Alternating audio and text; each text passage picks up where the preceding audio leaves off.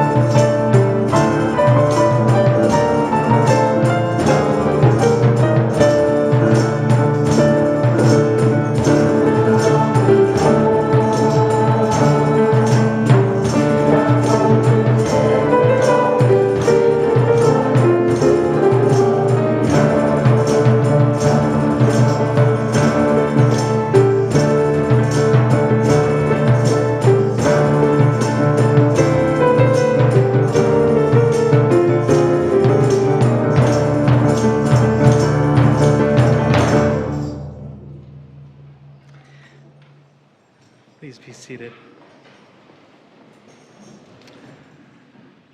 Good evening, everyone, and welcome to this winter solstice service. We gather in person here in our sanctuary, and we gather virtually, coming from many places, to join as one community now. We gather to mark the longest night and the return of the light. Day by day, we'll see our days grow longer until we reach the summer solstice, many months from now.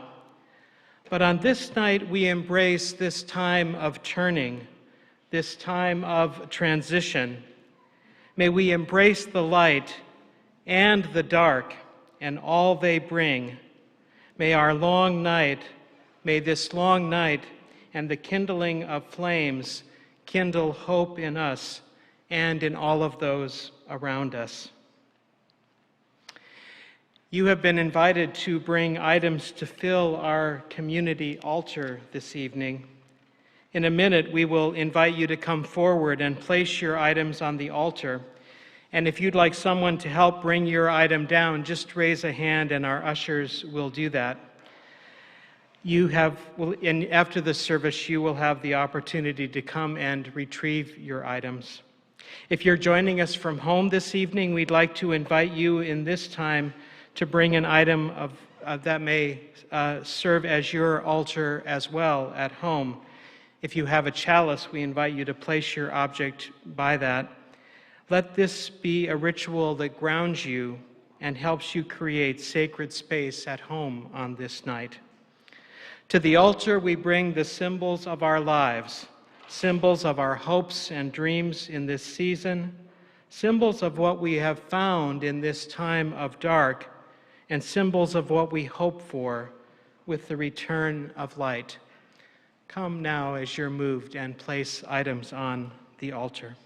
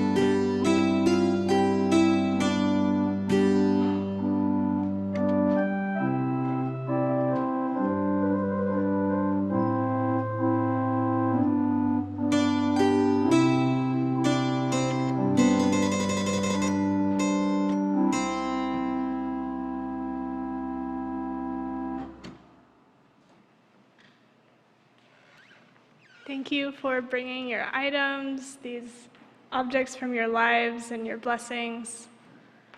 We are going to call the directions now as part of completing our altar. I will be sharing words by Julia Hamilton. In the pagan tradition, which is grounded in a respect and reverence for the natural world, calling upon the 4 directions is the usual way to begin a ceremony.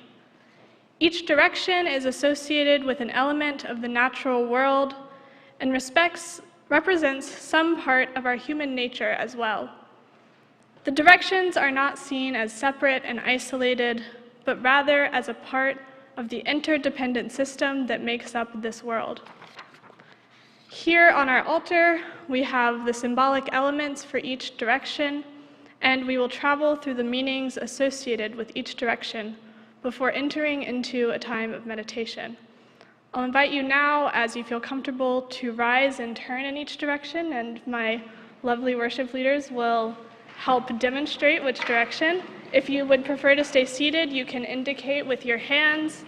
For those of you joining at home, if you know the directions of your space, I invite you to do this as well. So we begin in the east.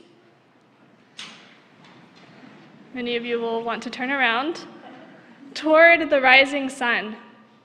The element of the east is air and is represented on our altar by a stick of incense.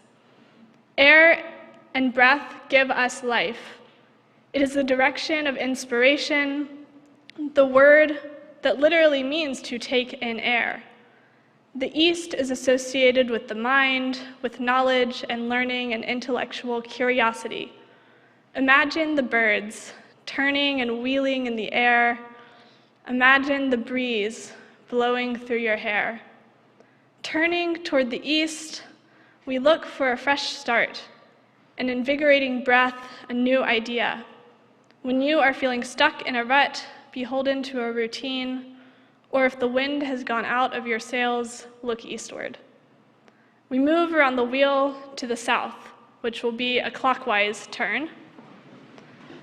The element of the south is fire, and in the southern place on our altar, the flame of our chalice will soon be lit and it will burn bright. Fire is a transformative force. It is heat and light and powerful change. In the northern hemisphere, it makes sense that we associate the south towards the equator with the warmth of the sun and the heat of the flame. We see birds move south, butterflies move south, whales move south, seeking warmer places when the weather gets cold. When our internal weather gets cold, turning to the south is a metaphor for turning toward warmth and daylight, seeking out the changes that will warm us up, get our blood moving, call us out of our winters, out of hibernation, and into action. Continuing around the circle, we arrive in the west. The element of the west is water, and here on our altar we have a small white bowl with water in it. In the west, we are drawn to the experience of our emotions. It is a direction that calls us to self-reflection and self-understanding. Our emotions move in us like water, flowing through our lives, sometimes calm and sometimes turbulent, but always flowing. When we dam up our feelings, just like when we dam up a river, the pressure builds until it finds an outlet. If you are seeking to get in touch with your inner life, with your emotions, turn toward the west. We move now to the north. The element of the north is earth, represented here by some dirt from my garden. There is stability here, the ground of our being. The north represents the place that holds us, that allows us time and space to heal and grow, to feel nurtured and respected. It is also the place of embodiment, of connecting with our physical self, with the concrete, tangible world that we live in. The north calls to you if you are seeking balance, the deep wisdom that lives in your bones, a place of rest and recovery. And now I invite you to turn back into whatever direction your seat is facing. And I will invite Reverend Tom to come forward to light our chalice to complete the circle with this flame. And I will share some words by Jean Wallstrom. In this small flame dwell, the beacon light of lanterns guiding travelers home, the warmth of hearth fires tended through the generations, the transforming energy of furnaces, and the power and life of our sun. May these blessings, warmth and light, and life-giving energy be kindled in each of us tonight. We are Unitarian Universalists. We light this chalice in faith, in hope, and in love. And now I will invite you to join in singing our hymn, Rise Up, O Flame.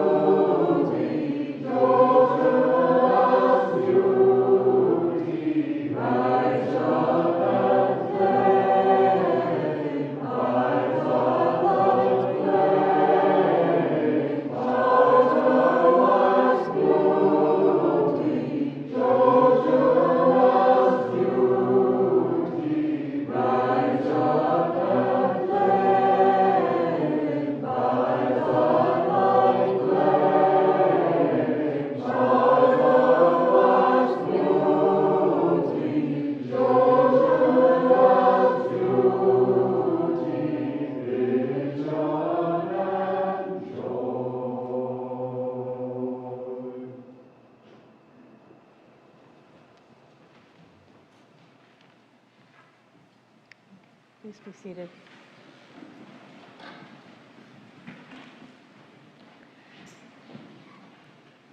I'm stuck. Our responsive reading comes to us today by Rebecca Parker, Winter Solstice. Perhaps for a moment, the typewriters will stop clicking, the wheels stop rolling, the computers desist from computing, and a hush will fall over the city. For an instant in the stillness, the chiming of the celestial spheres will be heard as Earth hangs poised in the crystalline darkness and then gracefully tilts. Let there be a season when holiness is heard and the splendor of living is revealed. Stunned to stillness by beauty, we remember who we are and why we are here. There are inexplicable mysteries. We are not alone. In the universe, there moves a wild one whose gestures alter Earth's axis towards love. In the immense darkness, everything spins with joy. The cosmos enfolds us. We are caught in a web of stars, cradled in a swaying embrace, rocked by the holy night, babes of the universe. Let this be the time we wake to life, like spring wakes in the moment of the winter solstice.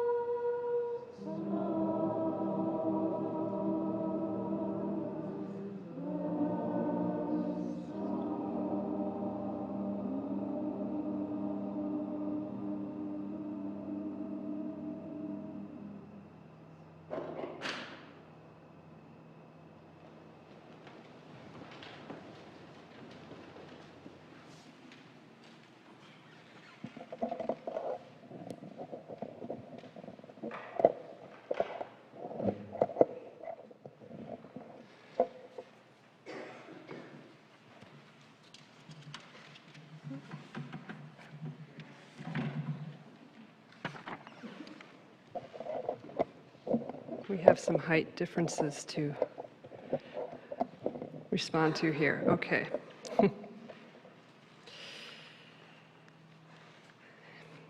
As the body of Earth reaches the apex of her tilt, this time marked as the solstice, I want to invite us all into the natural stillness that we each can know through cycles of our own breath in our own body. So please take a moment to settle your body. And you may want to close your eyes. And if you prefer to leave your eyes open, lower and soften your gaze to a comfortable place where your eyes can rest. Adjust your body so you can feel your sitting bones grounding towards your seat. Let your spine rise up towards the sky, the back of your neck lengthen, your collarbones and chest broaden, and your shoulders release away from your ears. Rest your hands on your thighs. Soften your palms.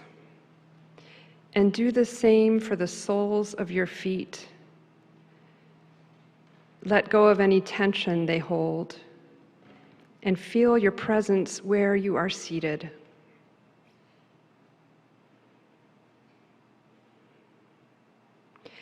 Notice your breath and how your heart rises and falls. Your belly expands to make room for your lungs to fill. And notice if your ribs expand in front and in back as you breathe. Imagine your rib cage like a lantern, and that the light in the center can shine evenly through the space between your ribs. Can you feel your breath expand in all directions?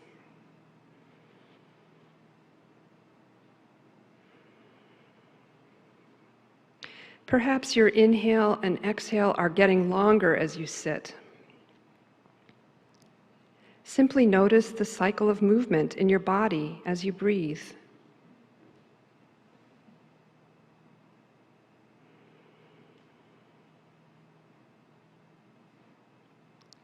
And now turn your attention to what happens when your in-breath ends and the out-breath begins.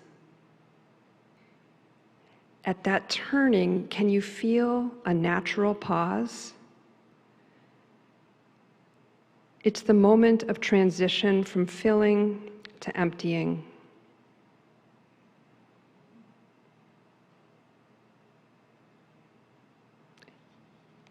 Is there a similar stillness at the end of your out-breath, just before the next inhale begins?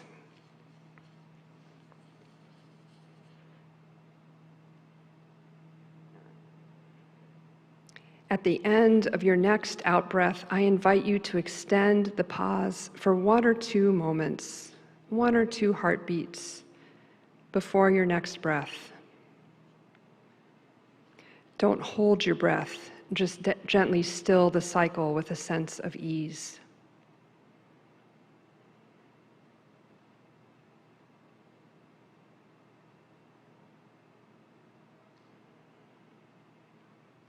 And if it's comfortable, lengthen the pause at the top of your in-breath too. If tension comes up, you can just go back to noticing the movement of your breath.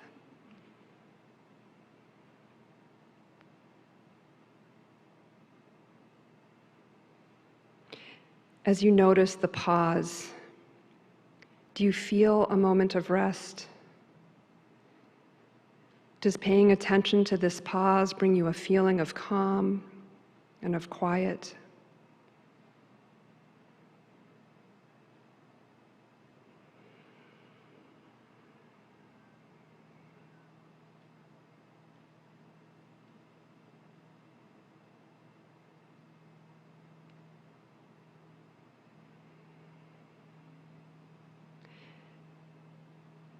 As we breathe together, gently expand your awareness to those seated near you. Or if you are with us online, imagine we are in the same space together. Can you sense those near you breathing? And can you also feel their stillness?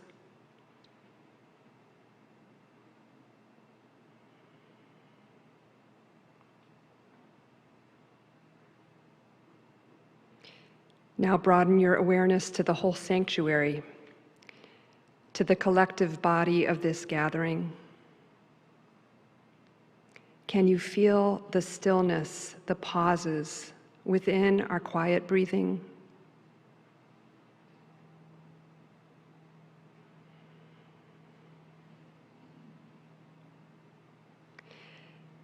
And now expand your awareness beyond the walls, out into this solstice night.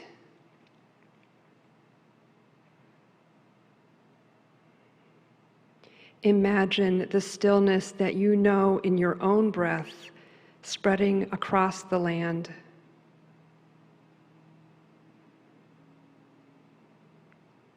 Feel into the pause of this, the longest night, and the expansive stillness as the Earth's body reaches the end of her tilt and transitions back for another year's cycle.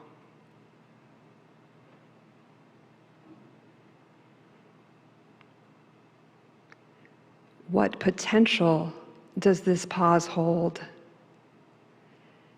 And what prayers arise in this stillness?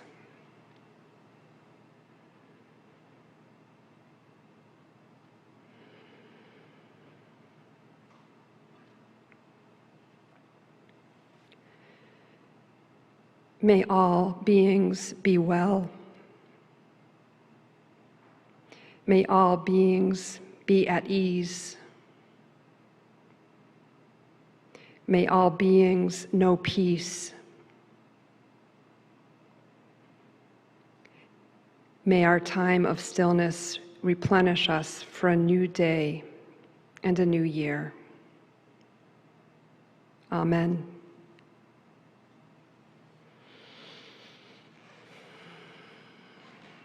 You can open your eyes again. And I invite you to remain seated as we sing together Spirit of Life.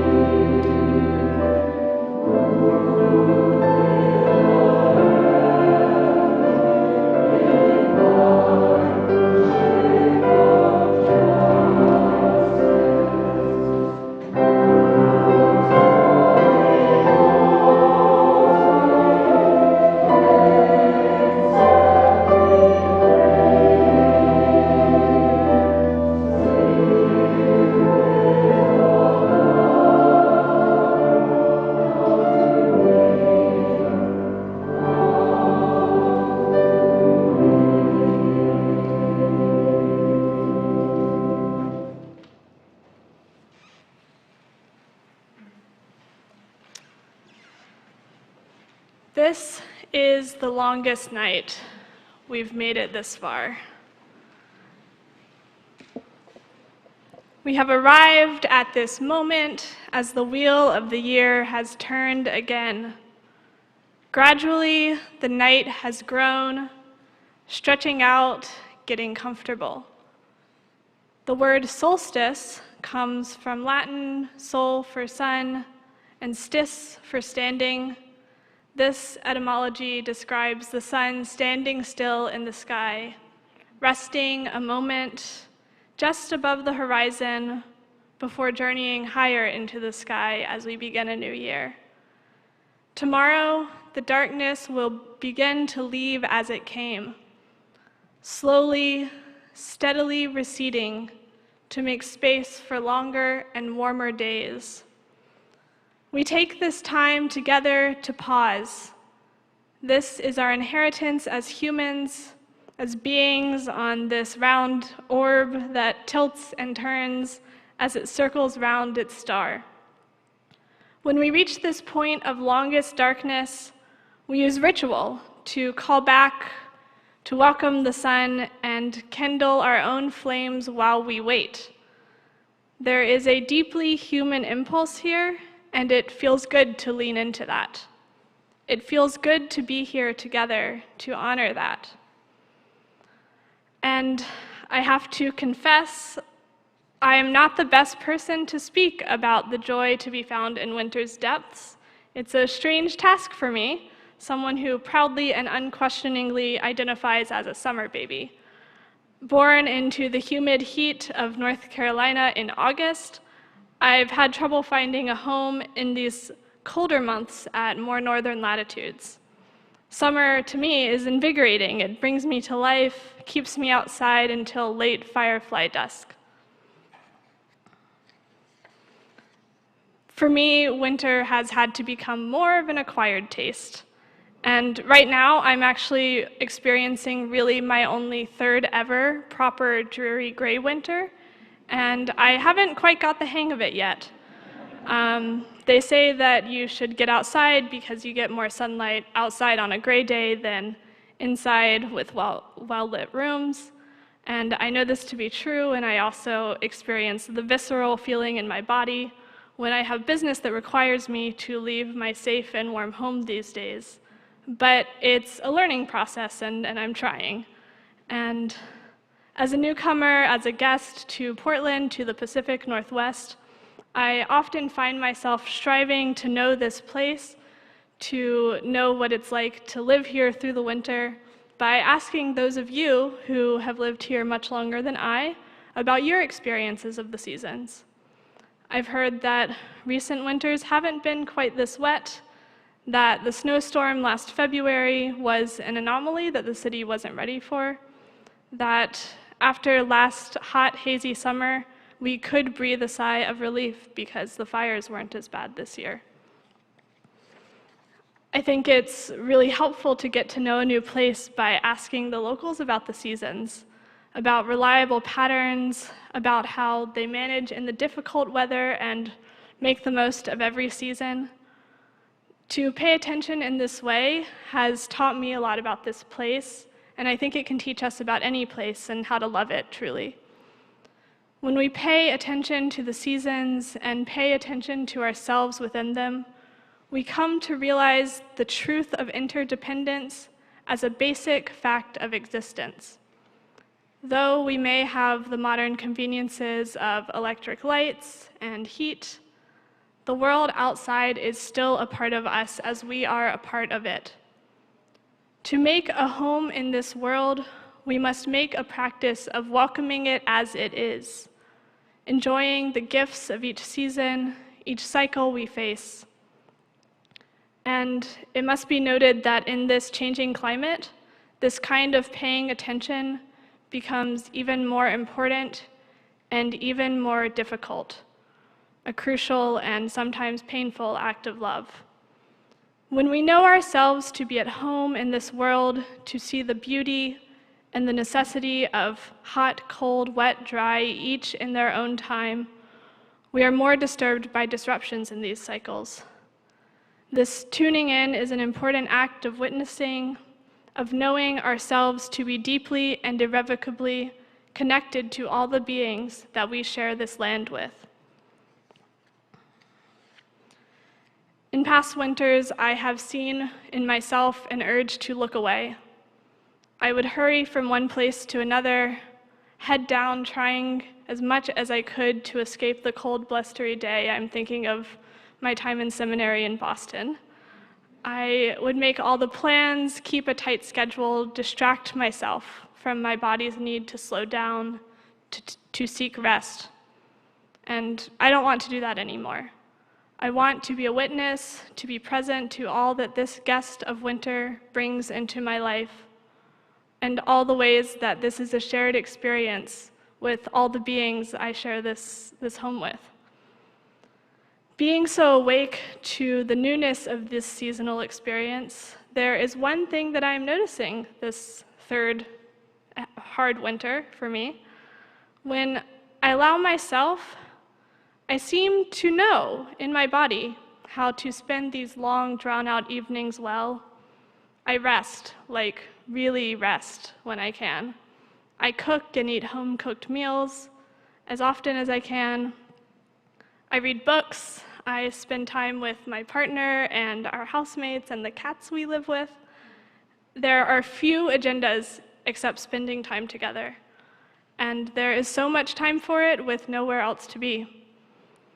What a gift to take this time together to make a home within the long dark, to gather together in whatever way we know how, in whatever ways we can in this pandemic time, to make this a shared home.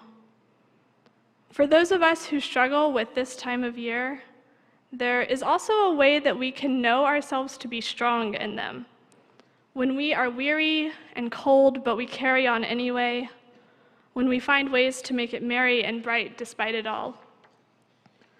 Despite the fact that winters on this planet are shifting, despite the fact that a global pandemic is disrupting our old family traditions, among many other things, despite all that we have lost in this past year, we can know ourselves to be strong when we make a home in this time of darkness. When we find in ourselves a spirit of rest, of dreaming, of believing in tomorrow despite the evidence. Solstice is about renewal of hope, about the rebirth of the sun and the nurturing womb of the dark that has carried it here. It is about faith that tomorrow will bring a longer light, that the sun will return to us indeed, and also the strength that comes from knowing that we can find ourselves at home here without the sun. This is not meant to be a time of despair, but of feeling our way through together, witnessing to what comes alive in us in this time that looks like dormancy and dying back. We await the return of the sun, yes, but we also kindle flames and build bonfires while we wait. We can know ourselves at home in this dark when we gather around the fire to tell stories, to feast, and to dance.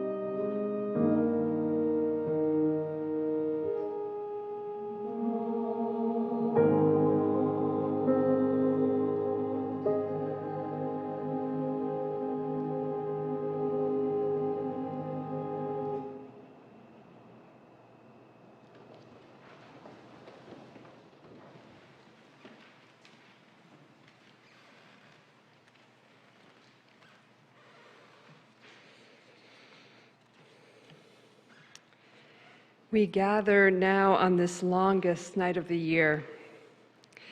By this point in the year, we have become well acquainted with the darkness. After a long, hot summer, we welcomed the autumn rain.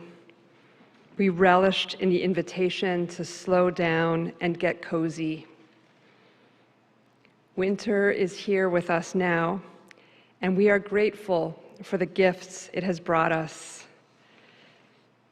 Drenching rain to nourish the land, long sunrises and sunsets stretching out this time of turning, of transition, deep, dark nights for dreaming, air cold enough to draw us together around the fire. For these and many more, we are grateful for the gifts of the dark.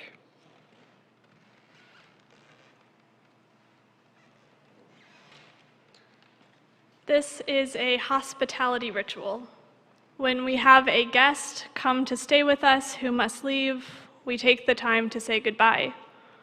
We may feel sorrow at their parting, gratitude for what they've brought with them, or even exhaustion as some guests take a lot out of us. We have been hosts to the night for some time now, and it will soon be time to say goodbye. We hope that we have been generous hosts, given what we can to provide a warm and caring space. In a moment, I will ask you to turn to a neighbor.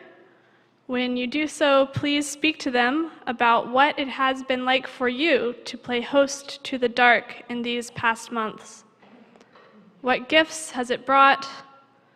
What do you hope it will take away with it as it departs?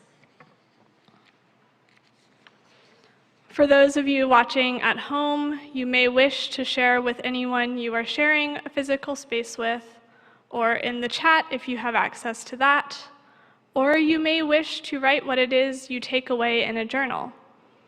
We will take 3 or 4 minutes for these conversations, and when the time to regather our focus has come, I will ring this bell so you will know that it is time. So please share with one another now.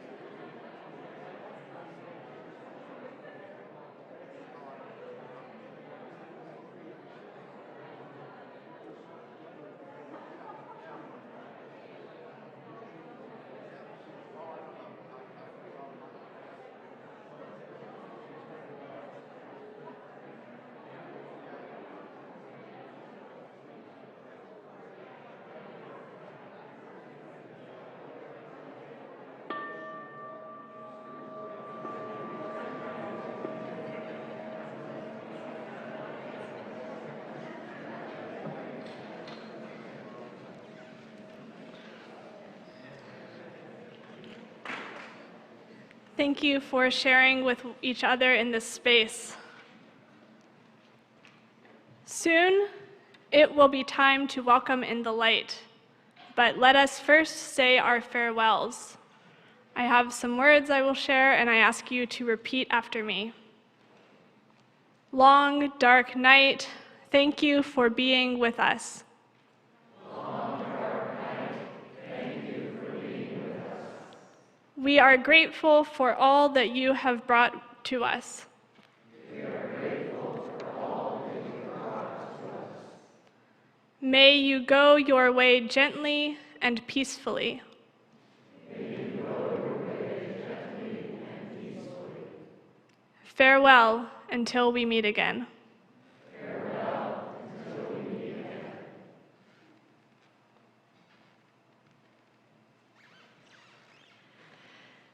This is it, the longest night.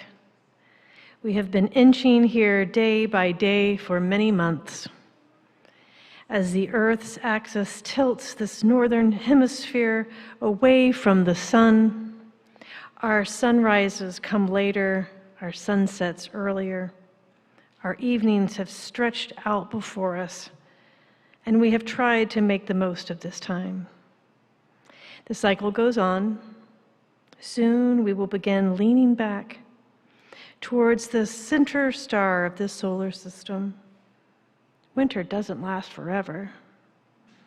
It is time to make space in our lives and our hearts for the light again.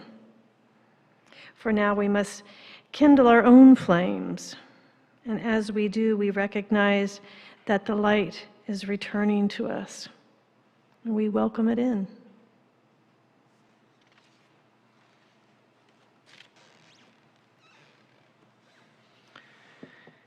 In a moment, we will turn down the lights, and our space will be illuminated only by our chalice flame. When you came, I hope you received a candle. If you don't, raise your hand and the ushers will find you. I think everybody has one. For safety this year, we are not going to kindle real flames as we usually do, but we'll light these virtual candles, and that will allow us to remain masked. Now you can turn these on with a little switch on the bottom. Let's try it with me, and then I'm going to invite you to turn them on, and let's turn them off, because we're going to pretend that we have real candles as we light these. Just as we would with real flames, I invite you to pass the light to those around you, slowly and with intention. As we share the light, take time to look around at those around you. Watch the light as it spreads around us.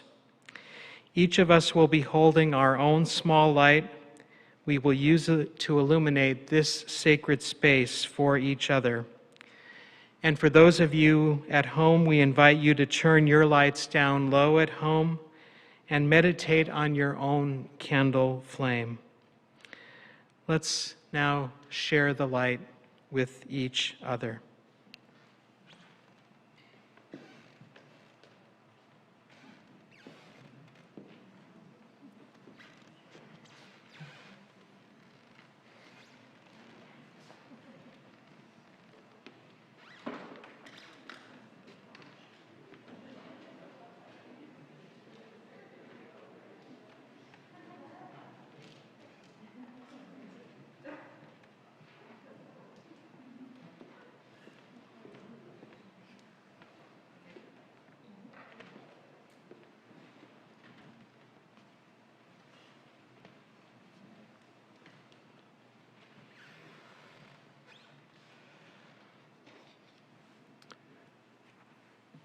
Let's take a moment to savor the dark and the lights we have kindled.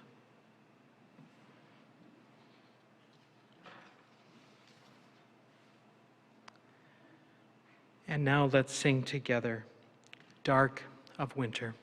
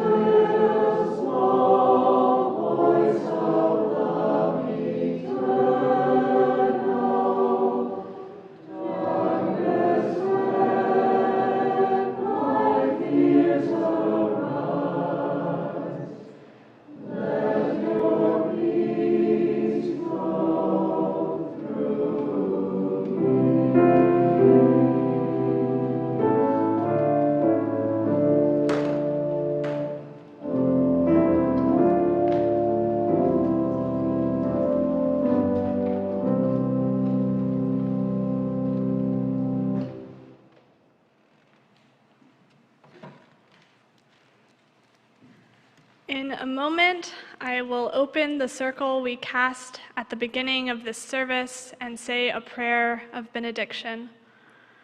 After this time, you may turn off your candles as you see fit. The lights will come up enough for us to see. As you leave from here, we want to remind you to come back to the altar to bring home the items you would like to keep with you, and remember to leave your candle with the ushers on your way out. Thank you for being here. Thank you for sharing in and creating this space together.